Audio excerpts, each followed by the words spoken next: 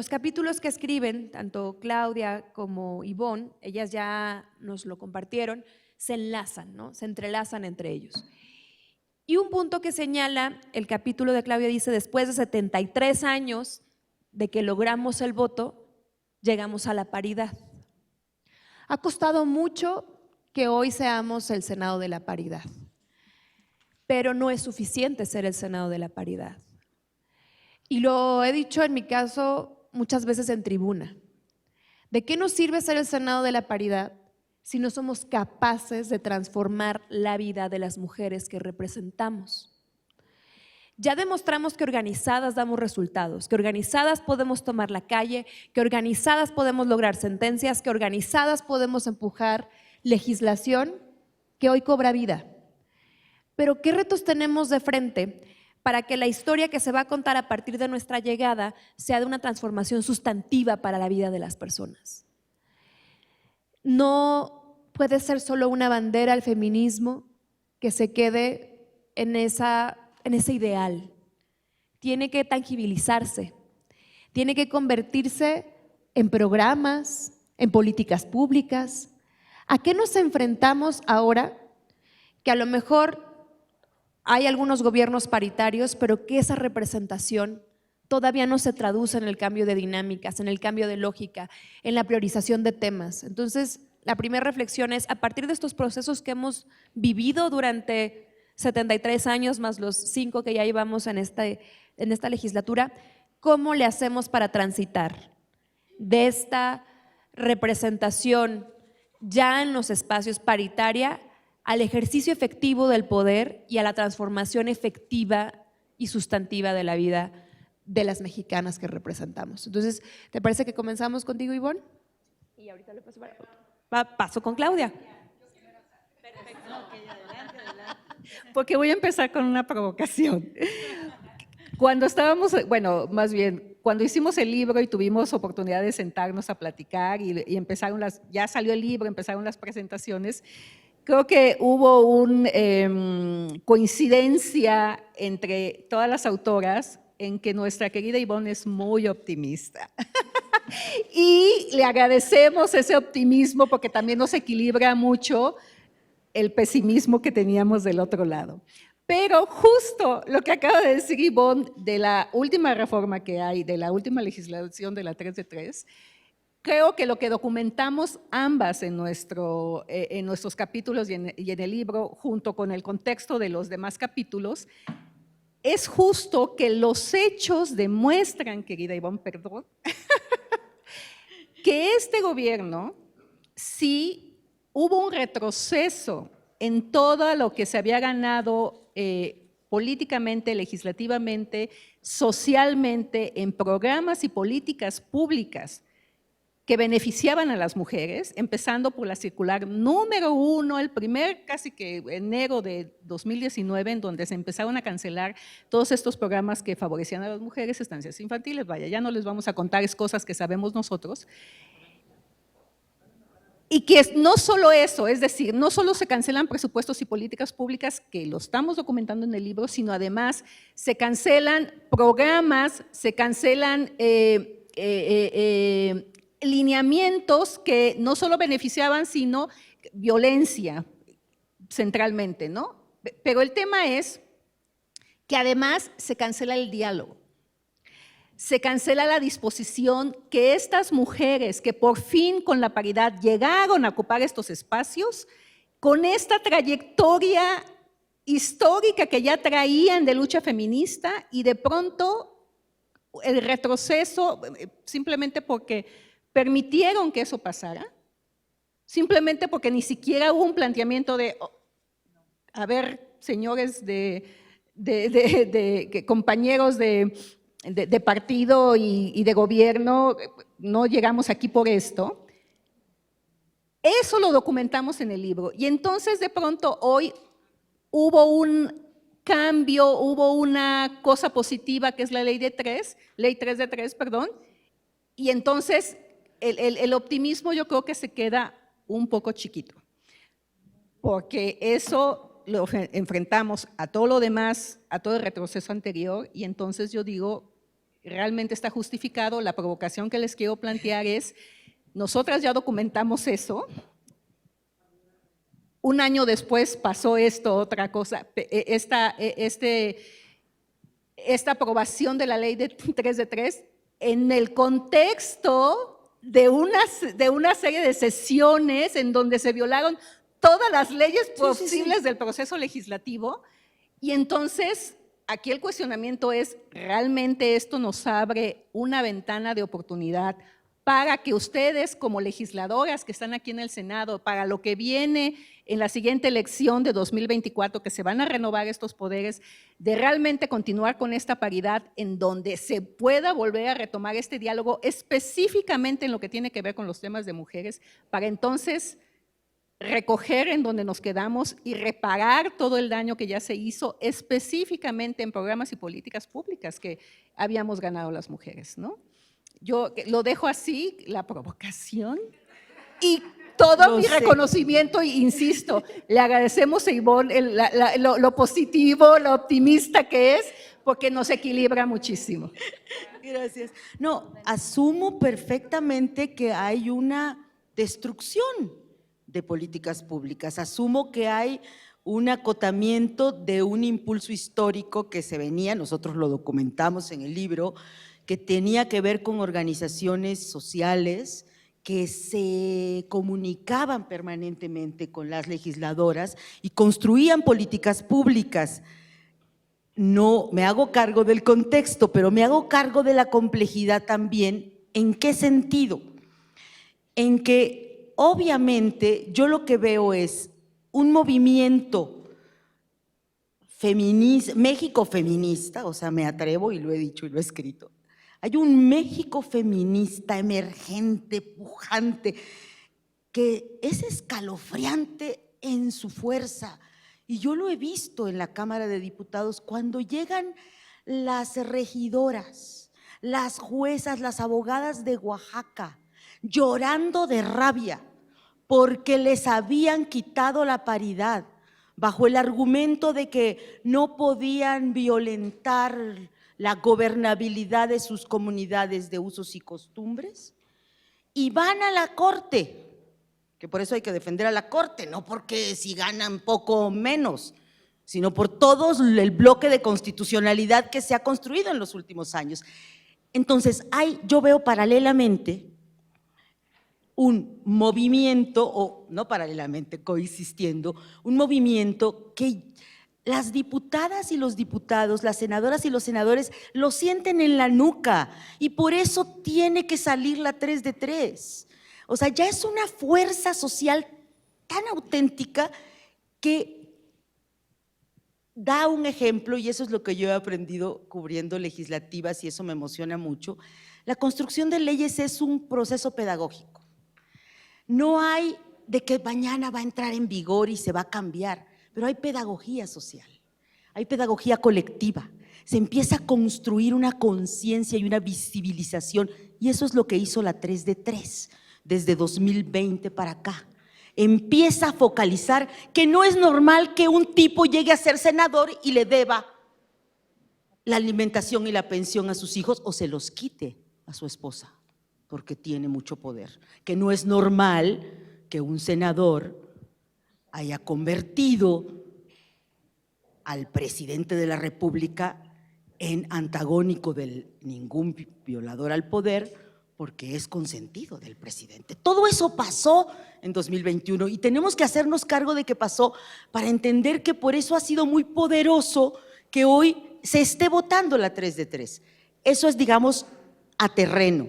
¿Qué pasa y qué pasó con las feministas de la autoproclamada Cuarta Transformación? Lo que pasa en todos los partidos. El club de Toby es reacio a ceder porque hay una estructura, no es que ellos sean malos, es que hay una estructura de poder, el poder lo ejercen los hombres. Y llegó el hombre más querido de los políticos en México en los últimos años. Un líder carismático, adorado, amado por el pueblo, por sus propias feministas, y no se atrevieron a levantarle la voz. Ellas bajaron la voz, ellas decidieron que rompían con sus compañeras de lucha porque le iban a hablar bajito, y le empezaron a hablar bajito. Ellas rompieron el diálogo, eso me queda clarísimo.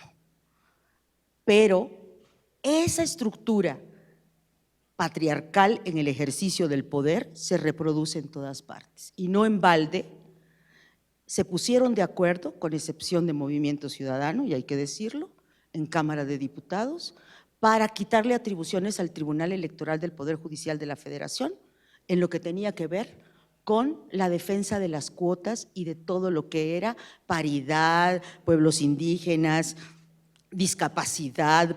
Lo hicieron, lo vimos, estábamos trinando. Las reporteras, por primera vez, de veras, era un coraje en Cámara de Diputados preguntarle a cada uno de los coordinadores, ¿por qué lo van a hacer?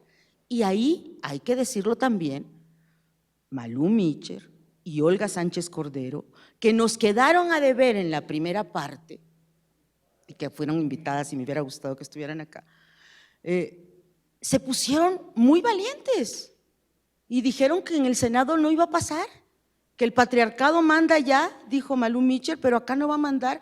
Fueron muy poderosas, perdón, y fueron muy poderosas también las morenistas y los morenistas que se atrevieron más que los demás de oposición a levantar la voz en lo del Tribunal Electoral.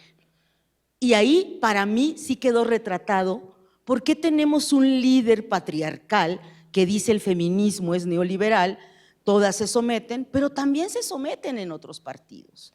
Y lo estamos viendo todos los días, entonces creo que coexisten esas dos cosas y ahí me quedé.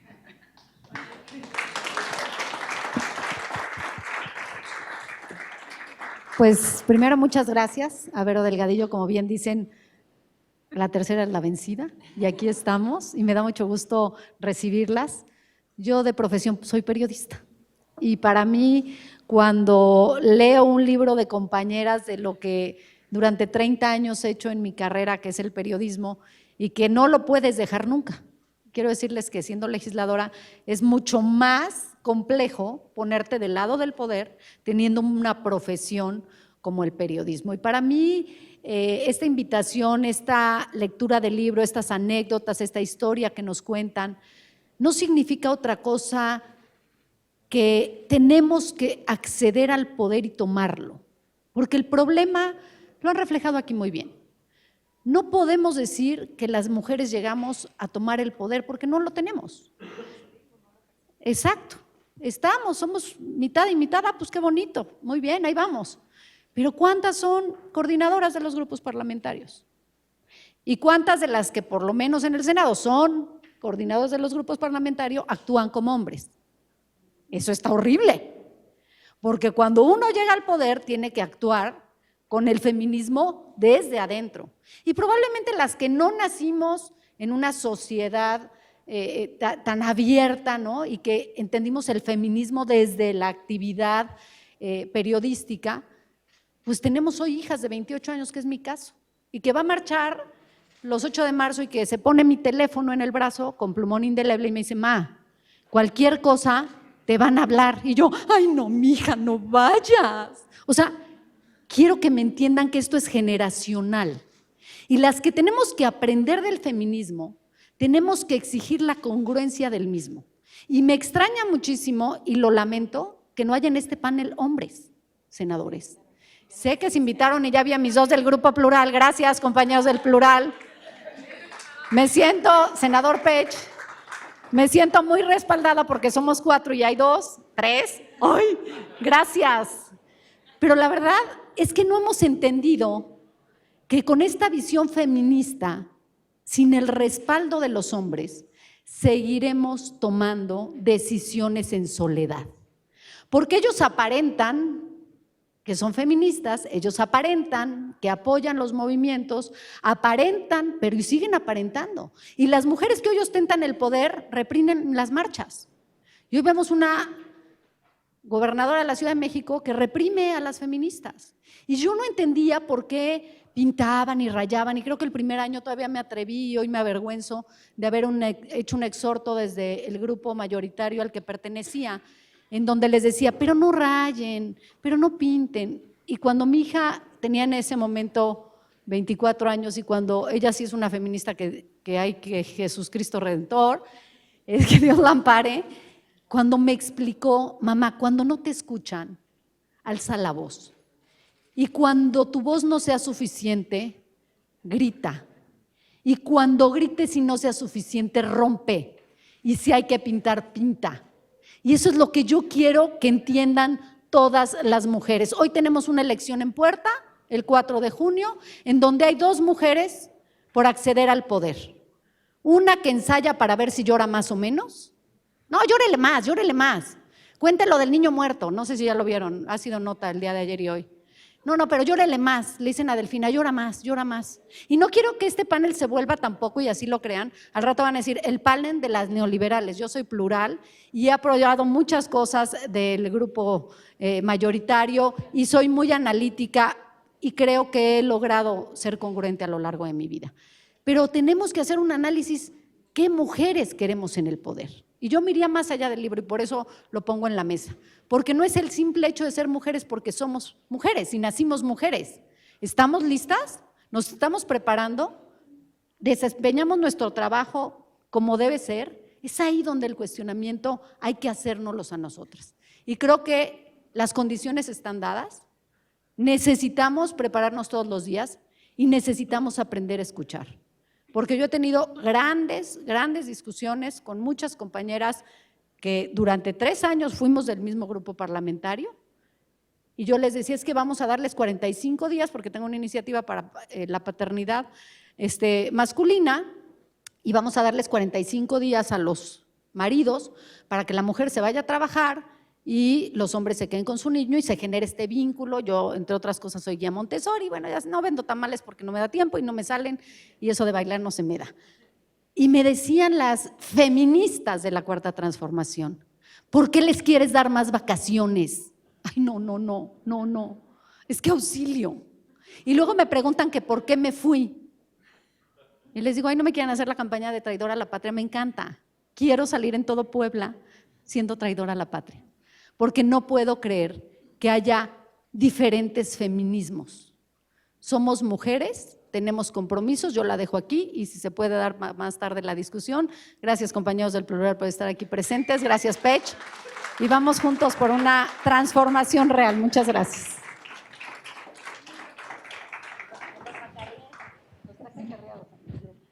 Muchas gracias. Primero que nada, darles a todas la bienvenida. Y yo soy muy feliz. Primero, déjenme les comparto. Formo parte de un colectivo nacional que se llama Mujeres en Plural, en donde ahí está mi querida Ivonne Melgar y es la más, o sea, de verdad, la más inteligente, la más participativa, la más positiva, Claudia. Tienes toda la razón. Ahorita que te escuchaba decía, claro, eso es cierto. Y también formamos parte de otro colectivo que se llama 50+1, que también están aquí, de Mujeres en Plural 50+1. Muchas gracias por acompañar, porque este acto de sororidad con nuestra querida Ivonne me parece maravilloso. Y yo, mi querida Claudia, te escucho y me parece extraordinario poner, sí, el énfasis en las cosas. Vamos, es un poco, ¿no?, la forma en la que yo incluso hago política. Y voy a hablar, venimos aquí a platicar de este maravilloso libro. Y para quienes nos siguen en redes sociales, para quienes nos están viendo en el canal del Congreso, por favor, no importa si eres mujer u hombre, vayan a comprarlo. Se llama Mexicanas en Pie de Lucha. Y voy a empezar felicitando a Nayeli Roldán, su coordinadora. Felicidades, querida Nayeli. Yo no tengo más que reconocerte tu valentía.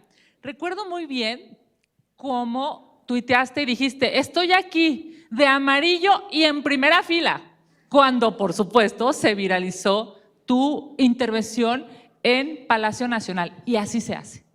Yo me acuerdo que les enseñé en la oficina y les dije, así se hace, así se construye. Literal, Nayeli, se construye desde que te vistes. O sea, me imaginé perfecto diciendo, ¿con qué color me va a poder ver el señor López Obrador? Con que el amarillo, fuerte, enfrente. No me va a ver si estoy en la esquina, preocupada, pensando en negativo. Me va a ver si me pongo en la primera fila, si me pongo de amarillo, si le levanto la voz y sobre todo, si lo que voy a decir es absolutamente congruente, ético e informado. Muchas felicidades, querida. Muchas, muchas felicidades. Y claro, pues una chava tan inteligente lo que podía coordinar es un libro tan inteligente, es la neta, ¿no? Y hay dos cosas que yo quisiera platicar con estas reflexiones y voy a empezar, si me permites, Claudia, porque es uno de los temas que Claudia aborda en el libro. Y ella habla de este tema que nos está matando, literal nos está matando. Señor, señora, no sea indiferente, se mata a las mujeres en la cara de la gente. Esa es la consigna que se grita, como la hija, por supuesto, de mi compañera senadora, que se grita, se tiene en la entraña y se reclama al poder. Hoy, las cifras que acaba de dar el Secretariado Ejecutivo son terribles. Más de 80 mexicanos y mexicanas mueren al día en este país. 82 para ser exactos, es brutal la cifra.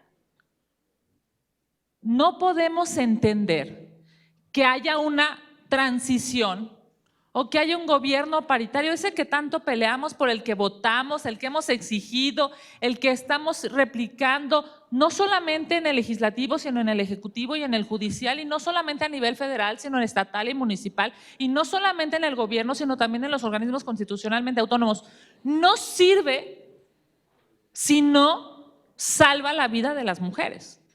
Y a mí me parece que es justo, por eso la importancia del libro de no nos vamos a quedar con el feminismo que está en la Constitución, pero que no está en el día a día. No nos podemos quedar con eso. Como tampoco nos podemos quedar, lo dice muy bien mi querida Ivonne, en esta reflexión que hace, ella subtitula 8M 2019, el aviso presidencial. Y nos hace una relatoría de exactamente qué pasó. Y cuando uno la lee, entiende que el presidente de la República no entiende. De verdad, el presidente de la República ve a los defensores, a las defensoras de derechos humanos como adversarios. Ve a las feministas como adversarias. Ve a Denise Dresser cuando levanta la voz como adversaria y nos ve a todas nosotras y nosotros cuando le decimos ya basta como adversarios. No nos ve como mujeres sujetas de credibilidad.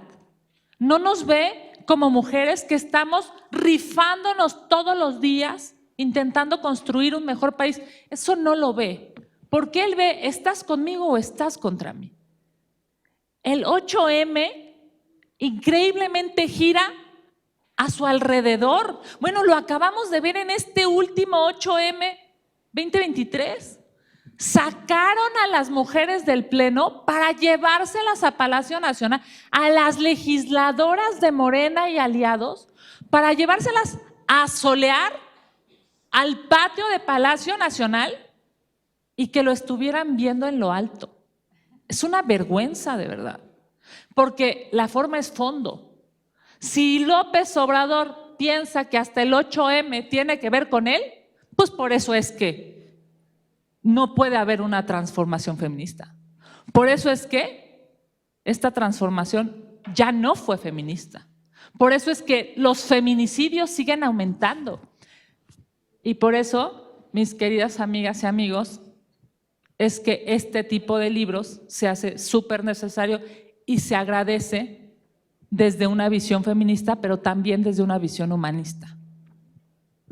Un presidente que piensa que todo gira a su alrededor, aplasta a las mujeres. Rousseau hizo el contrato social y liberó a hombres, pero de hombres, no liberó a las mujeres de los hombres. Por eso este gobierno es tan asquerosamente patriarcal, porque quien toma las decisiones no son las fichitas o las corcholatas, no, es un solo hombre con una visión altamente masculinizada que no acepta que una mujer lo pueda corregir, y ahí está su gabinete. Esta escena de la secretaria de Seguridad pública inclinada en un acto brutal de subordinación física y claramente ideológica, nos demuestra que estamos obligadas a levantar la voz y a buscar en los siguientes años mucho mejores gobiernos, y sin duda este libro nos va a ayudar para ello. Muchas felicidades, chicas.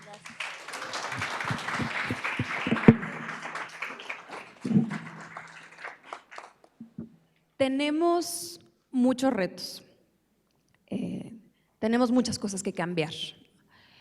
Ya nos decía Claudia, el diálogo está roto, ¿no? Veníamos con un empuje de mucho tiempo, avanzando, construyendo, conquistando, y llega el gobierno que se promete ser el más feminista y se rompe ese diálogo.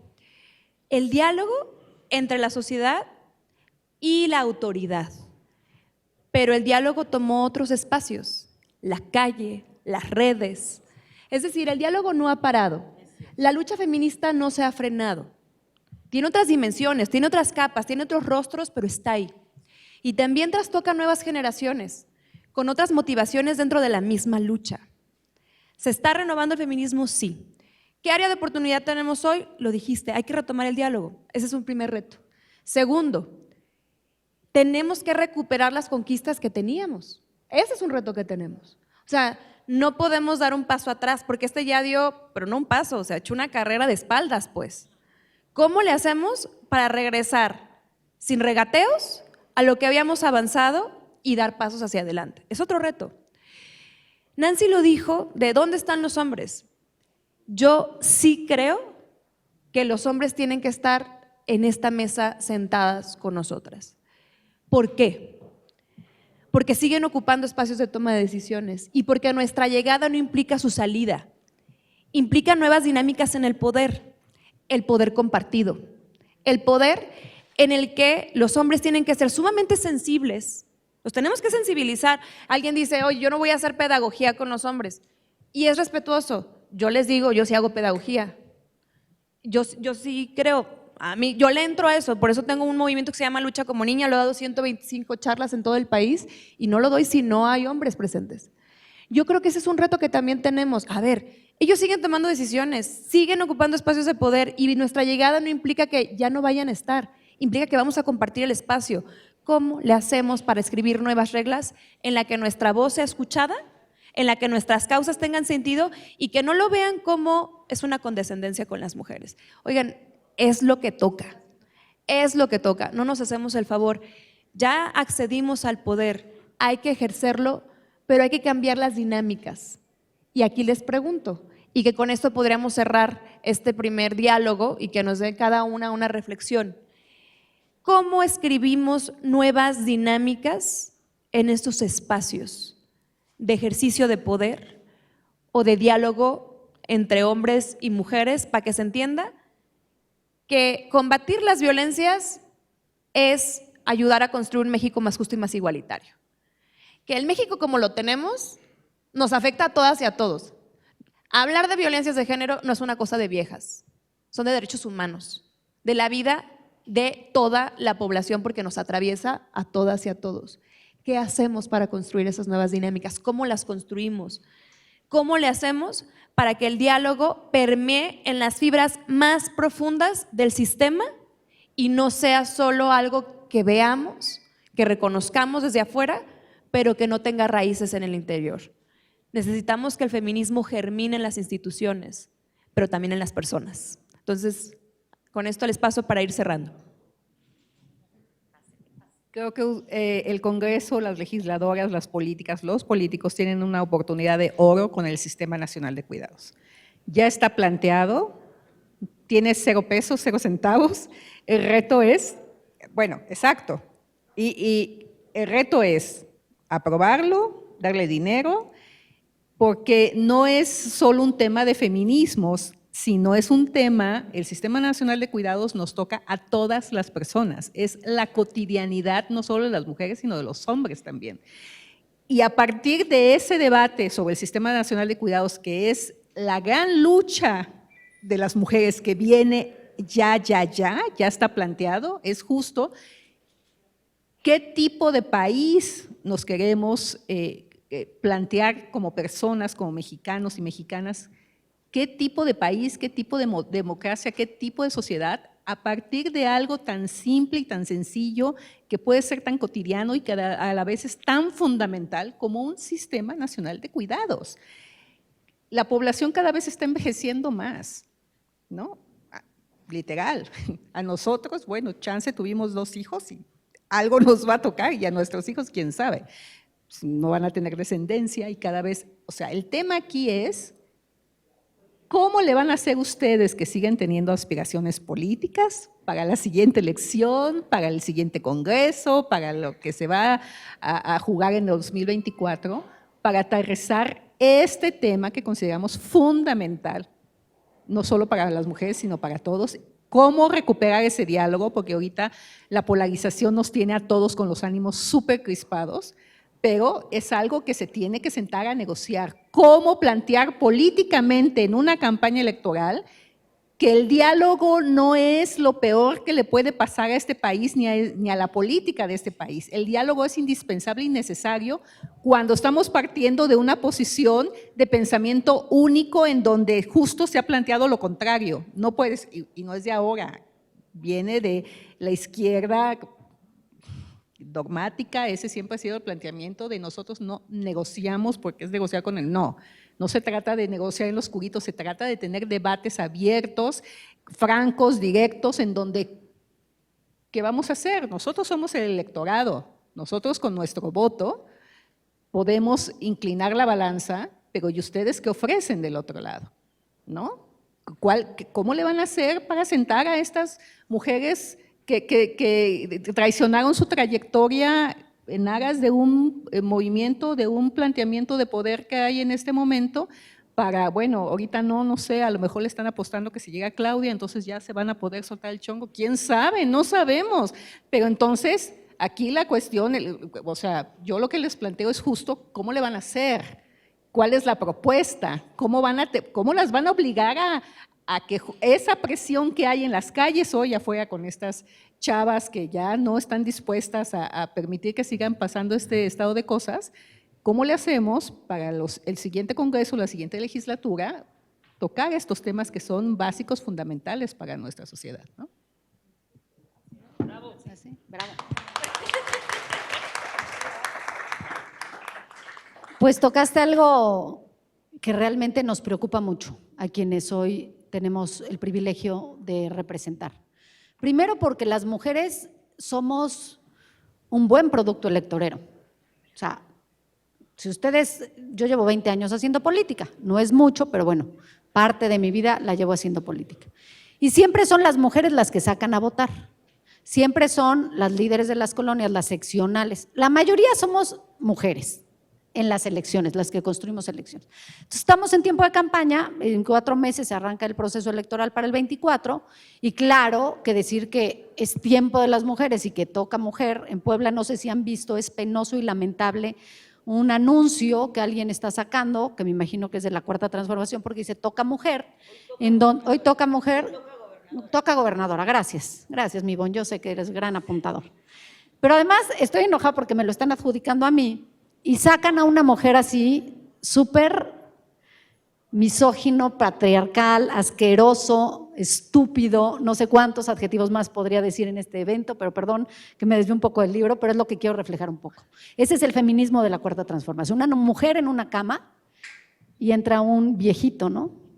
Con una pastilla azul y le dice la muchacha, hoy toca. Y el animal saca de su bolsillo la pastilla azul, ¿no? Pues para que por lo menos le funcione un rato.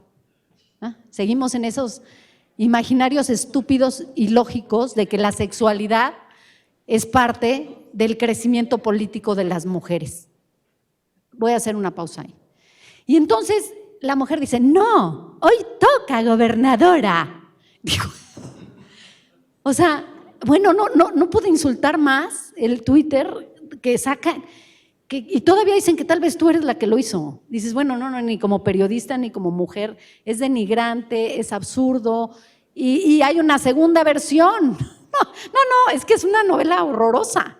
Tienen que verla porque yo creo que hacen las cosas tan mal, es como mi poblana, ¿cómo se le dice? Mi paisana, la Vilchis de los miércoles, digo, ¿será que esa estrategia que sea tan de veras tan ignorante la muchacha o de veras es ignorante y son inocentes? Ya a veces uno no sabe. Entonces, ese es el problema que tenemos. Hay un falso discurso, un falso debate de este feminismo que está transformando, porque vemos compañeras como Citlali Hernández, una mujer joven, aguerrida, feminista, pero seguimos sin hablar del aborto en este Congreso. ¿Y dónde está la izquierda que las mujeres deciden? Y hablamos de marihuana, ¿y dónde están las feministas y los hombres y mujeres senadores que tenemos que aprobar la marihuana? O sea, hay un falso debate. Entonces yo lo que les diría es, desde el Grupo Plural, mi visión, sin traer aquí una etiqueta de partido político, me permite hacer una reflexión más a fondo. El que no entienda que no funcionan las corcholatas, porque las corcholatas, yo no sé ustedes qué hacen con una corcholata, pero yo destapo el refresco y la tiro a la basura, ¿o qué hacen con las corcholatas? Es pésima también esa. Nuestras las corcholatas se desechan. ¿Qué necesitamos? Necesitamos propuestas de coalición completas. Necesitamos no un candidato de la coalición, necesitamos un gabinete que pueda presentarse el día que se arranquen las campañas. Un gabinete en donde hayan, les digo en Puebla, las mejores mujeres y los mejores hombres que estén dispuestos a regalarle a su país 6 años de tanto de lo que les ha dado. Esas, no sé, 20 secretarías, pues tendrán que ser 10 hombres y 10 mujeres. Ya voy por concluir. Entonces, políticamente, ¿qué necesitamos? Entender que no importa la ideología, primero está México. Y en ese primero está México, nada sin nosotras. Y es ahí donde tenemos que acceder al poder realmente, no como un discurso, no como una paridad en números, sino el acceso efectivo al poder feminista. Muchas gracias. Gracias. Respondiendo a la pregunta de la senadora Verónica Delgadillo, ¿qué hacemos? ¿Voy de lo general a lo particular? ¿O de lo grande a lo preciso, inmediato? Primero, defender la Suprema Corte de Justicia de la Nación y el Instituto Nacional Electoral, porque necesitamos defender la democracia constitucional. Y la democracia constitucional es paritaria ya. Eso, y que no se nos olvide, yo sé que se enoja mucho el Club de Toby y las aliadas del Club de Toby, pero quisieron destruir al Tribunal Electoral del Poder Judicial de la Federación para que no les impusieran paridad. Ese fue el motivo y me lo dijeron ellos. Ellos nos contaron cómo en septiembre de 2021, cuando vieron los coordinadores de la Cámara de Diputados que les tenían que compartir con mujeres y que estaba la iniciativa de paridad en la Jucopo, se asustaron. Y cuando vino la paridad para la presidenta del INE, se asustaron más porque iba a venir la alternancia y decidieron cercenar al tribunal y no pudieron. Entonces, ¿qué hay que hacer? Defender a la Suprema Corte de Justicia de la Nación, porque tiene un bloque de constitucionalidad que habla de derechos humanos, que habla de igualdad entre hombres y mujeres, que habla de inclusión, que habla de derechos. Estamos en la política, en los tiempos de derechos, y eso también se lo tenemos que reconocer a la autoproclamada Cuarta Transformación. Nos puso en el centro del debate los derechos, ya no las oportunidades, los derechos. Nos quiere quitar la ciudadanía, pero defiende los derechos. Y con ese marco constitucional de la democracia constitucional, yo creo que los partidos sí tienen que hacer una introspección de cómo están viviendo la paridad. A mí me lo cuentan muchas de ellas, no las voy a balconear porque es off the record, pero hay resistencia en todas las dirigencias. Están enojadísimos por los bloques de competitividad.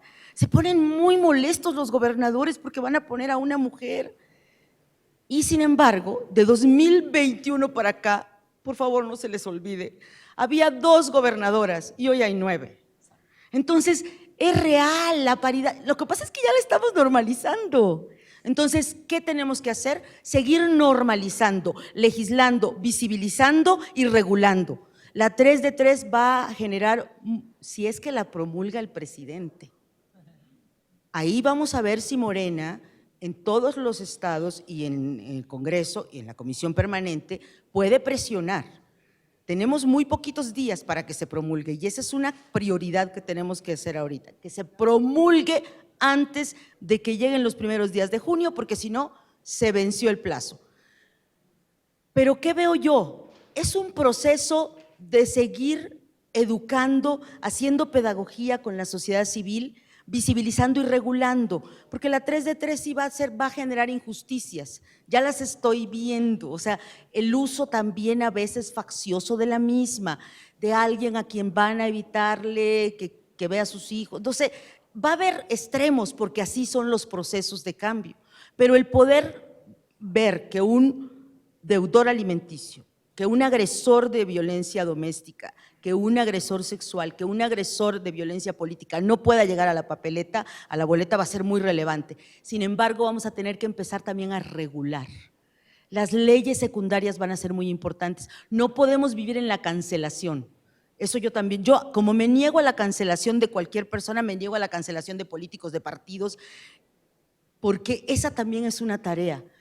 Vivimos en el tiempo de la caricaturización. ¡Ay, el PAN! ¡Ay, qué horror el PRI! A ver, todos tenemos un pedazo de país, hagámonos cargo del país que vivimos. Y eso creo que se tiene que hacer legislativamente hablando. Y yo sí les pediría, saquen la 3 de 3 y luego éntrenle los últimos 2 años que tienen, año y medio, al Sistema Nacional de Cuidados. Es urgente.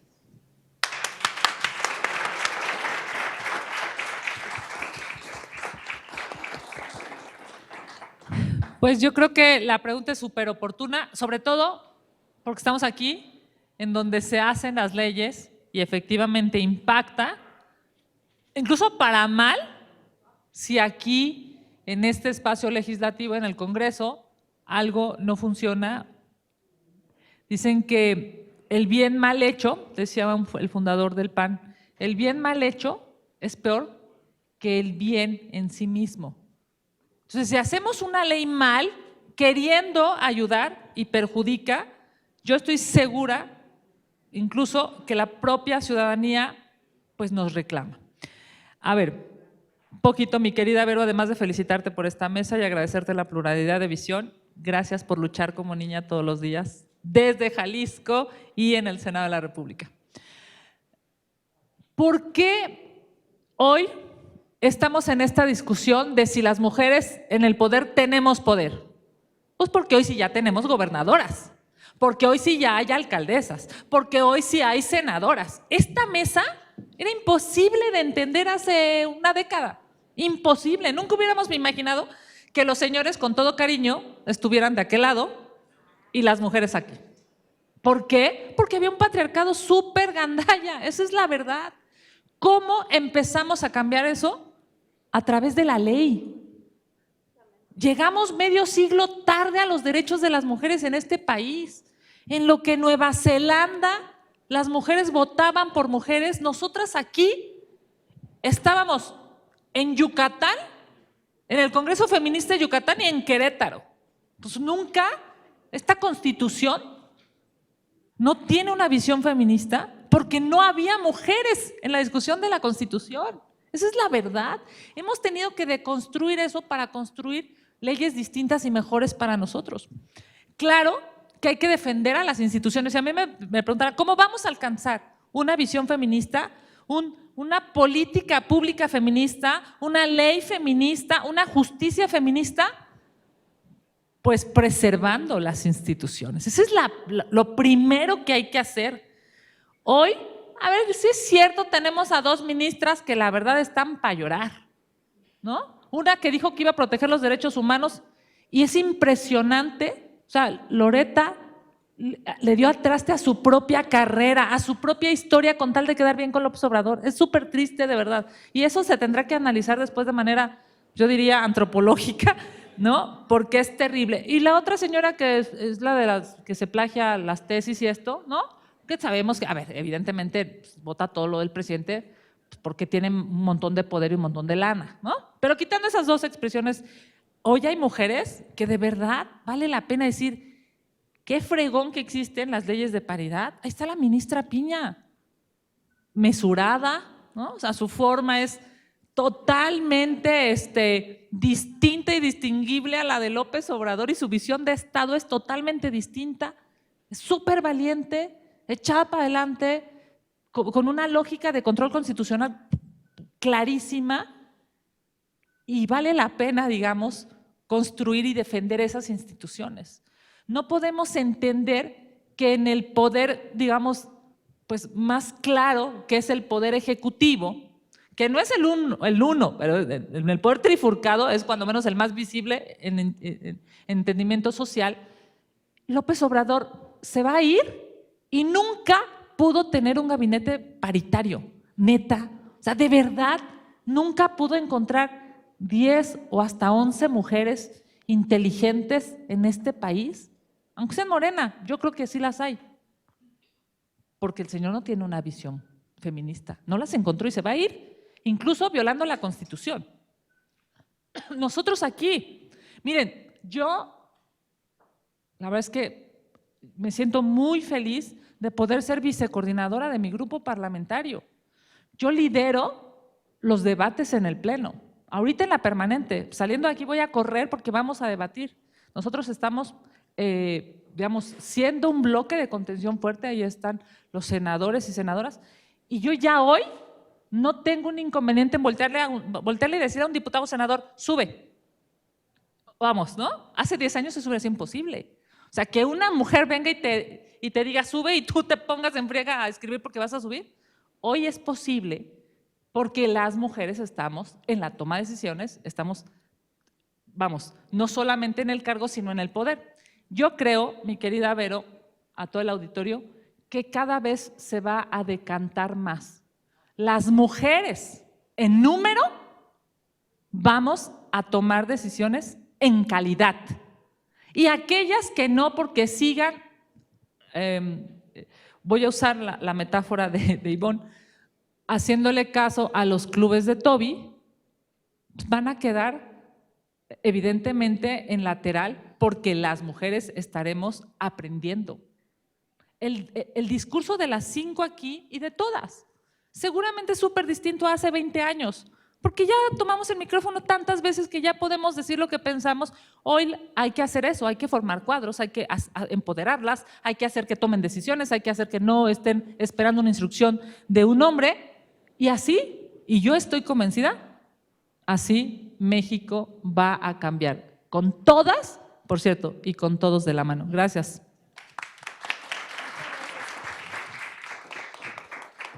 Muchísimas gracias. Si les parece, vamos a dejar las preguntas al final para aprovechar y ya dar pie a la segunda mesa de diálogo.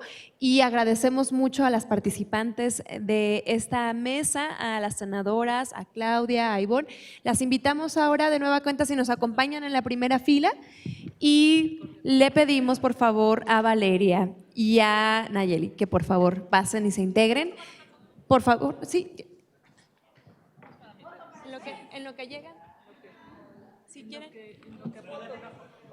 Bien, se lleva en estos momentos a cabo la fotografía de la primer mesa de trabajo. Vamos a tomar una foto, no se nos vayan, acuérdense que falta la siguiente mesa que se va a poner muy bien. Nada más le pedimos si también el senador Emilio puede pasar, por favor. Para que represente algo. Es el intercambio de mesas y vamos a aprovechar. ¿Sí pueden enseñar el libro?